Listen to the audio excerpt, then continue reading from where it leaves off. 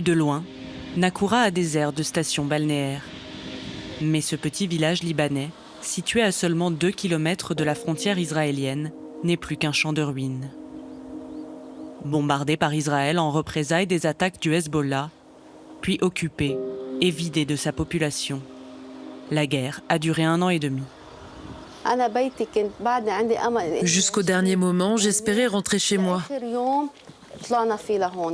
Regarde le canapé. On dirait que quelqu'un s'est assis dessus. Au départ des troupes israéliennes, Nahida Choubi, son mari Ahmad et leurs 2 enfants de 11 et 19 ans ont découvert ce tas de gravats à la place de leur maison. Là, c'est la cuisine. Regardez, il n'en reste plus que la moitié. Ça sent la mort. J'ai beaucoup pleuré. On prenait notre petit déjeuner tous les matins ici. D'un seul coup, on a tout perdu. Pourquoi? Qu'est-ce qu'on leur a fait, moi et mes enfants? Les Choubi tentent de sauver quelques affaires. Ça, c'est à mon frère. Les décombres risquent de s'effondrer Attention, attention! et peuvent cacher des missiles non explosés.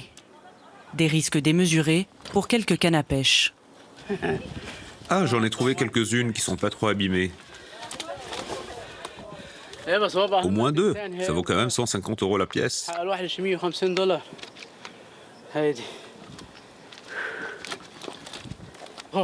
Je vais nettoyer les moulinets et acheter une nouvelle canne. On y va. Je me suis fait mal. Juste à côté, dans l'une des dernières maisons encore debout, les parents d'Ahmad viennent de se réinstaller, dans des conditions précaires. À 75 ans, Ali, retraité, est l'un des rares habitants à être resté au village durant presque toute la guerre. Je suis parti le dernier et revenu le premier. Il n'y avait plus personne à Nakoura. On voyait des roquettes dans tous les sens. Il y avait des drones qui tournaient au-dessus de ma tête, ils me surveillaient et ils partaient. Tu penses que c'est facile? J'ai vécu des guerres toute ma vie. C'est chez moi ici. Quand arrivera mon heure, je mourrai. Pour tenir cet hiver, les grands-parents se réchauffent avec les moyens du bord. Il n'y a plus de vitres. J'ai collé du plastique. J'ai tout fait moi-même. Qui va nous aider? Je préfère rester chez moi, comme ça, plutôt que d'aller louer ailleurs. De toute façon, je n'ai pas d'argent. Au pire, je mettrai une tente. Pour le moment, les Choubi n'ont reçu aucune aide et survivent grâce à la solidarité familiale, y compris pour les repas. Ça, c'est le plat du pauvre. Il n'y a plus d'épicier, plus de légumes, même pas de barbier. Seuls 10% des 3000 habitants du village ont pu se réinstaller, tant les destructions sont immenses. Paradoxalement, ce n'est pas tant le résultat des combats que de la trêve. L'armée israélienne, alors en contrôle de Nakoura, dit neutraliser l'infrastructure du Hezbollah.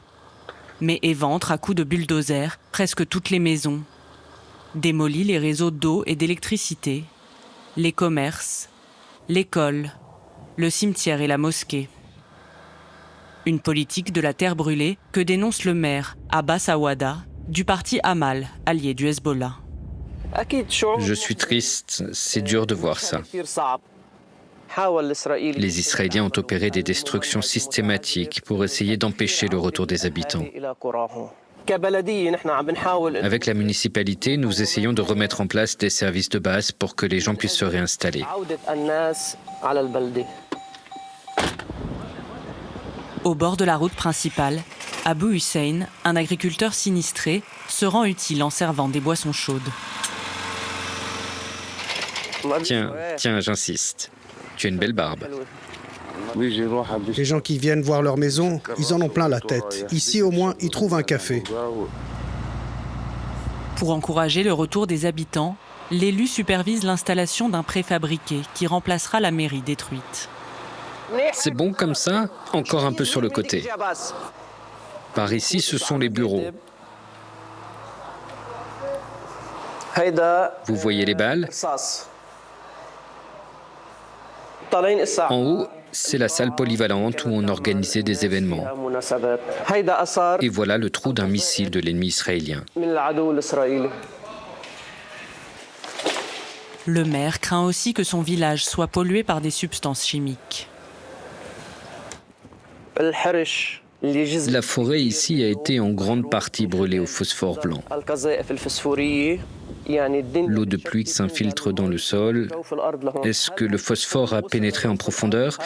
Est-ce un danger pour la santé publique? L'utilisation illégale du phosphore par l'armée israélienne a été dénoncée par de nombreuses ONG internationales. Reconstruire Naqoura coûterait 300 millions d'euros. Le maire ne sait pas où les trouver. L'État libanais, ruiné par des années de crise, n'a pas les moyens. Le Hezbollah dépêche quant à lui des ingénieurs pour estimer les dégâts. Les destructions que l'on constate sont très importantes, donc les compensations vont être très élevées. Et d'où va venir l'argent? Ah, ça alors, il y a sûrement une partie qui viendra de l'État, mais je n'ai pas plus d'informations sur le reste. Renvoyer la balle à l'État, un aveu de faiblesse pour le parti de Dieu, habitué à indemniser généreusement ses fidèles. Selon l'accord de trêve, ces combattants doivent se retirer 30 km au nord de Naqoura pour laisser place à l'armée libanaise, ici déployée pour ouvrir des routes. L'armée libanaise crée un sentiment de sécurité parmi la population. Mais quant au retrait du Hezbollah, cette résistance, ce sont les enfants de cette terre. Donc vous voyez...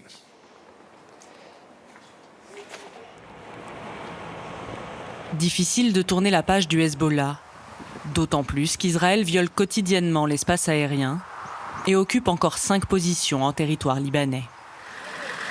Le cessez-le-feu s'appuie sur la résolution 1701 des Nations Unies, votée en 2006 mais jamais appliquée. Pour tenter de faire taire les armes, l'ONU dispose d'une mission, la FINUL, basée justement à Naqoura, qui supervise 10 000 casques bleus de 48 pays. Durant la guerre, ils ont été visés par l'État hébreu, comme dans cette tour. Nous appuyons le redéploiement de l'armée libanaise pour faire revenir la sécurité et la stabilité qui permettront aux gens de continuer leur vie au sud Liban et au nord d'Israël. Nous les poussons à aller plus vite et nous poussons l'armée israélienne à se retirer plus vite. Mais notre plus grand défi, c'est que la résolution 1701 nécessite que ses signataires aient la volonté de l'appliquer. Dans l'espoir de voir ces résolutions respectées, l'ONU continue de surveiller cette zone ultra sensible.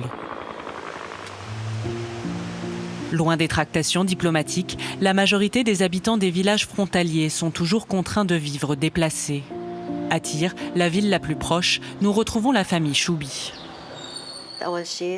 Quand nous sommes arrivés, le propriétaire pensait que la guerre n'allait durer que 3 semaines, 1 mois. Donc il ne nous a pas fait payer. Mais ça a continué. Et maintenant, nous lui versons un loyer. Nous sommes partis de chez nous sans rien. Donc quelqu'un nous a donné des matelas, des couvertures et des oreillers. Le déplacement affecte beaucoup Mohamed. Entre le Covid et la guerre, il n'a pas été à l'école normalement depuis 4 ans. Ses leçons se limitent à des exercices à envoyer par téléphone.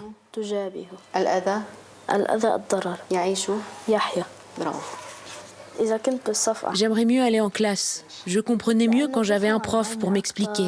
La cour de récré me manque et jouer avec mes amis. L'école me manque. Plus tard, je voudrais devenir technicien médical parce que j'aime les maths. Notre situation financière va affecter ses études. Il ne pourra pas devenir docteur. Mais ce qu'il a choisi, son père arrivera peut-être à lui payer. Au Liban, les universités sont souvent payantes. Pour assurer un avenir aux enfants, la famille doit réduire ses dépenses. Les Choubis envisagent même de repartir au village pour faciliter le travail du père. Comme Ahmad, beaucoup d'habitants du Sud vivent de l'agriculture, de l'élevage ou de la pêche. Ces secteurs, paralysés depuis 1 an et demi, reprennent timidement. À Naqoura, sortir en mer était interdit durant la guerre. À l'aéroport, laissé à l'abandon pendant des mois, La barque d'Ahmad s'est abîmée, faute d'entretien.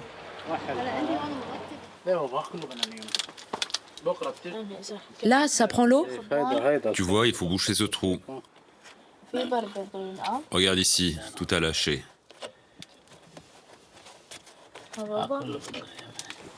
Les pertes s'élèvent à 3 500 €. Beaucoup trop pour Ahmad, qui se contente de recoudre des filets, en espérant se faire embaucher sur d'autres bateaux. Je finis celui-ci qui a été mangé par les rats. Presque tout ce que je gagne part dans les dépenses quotidiennes. Et j'essaie de mettre de côté pour mon bateau. On n'a pas le choix. On ne peut compter que sur nous-mêmes. Il n'y a pas de sécurité sociale ici. Et le peu d'aide qui existe n'arrive même pas jusqu'à nous.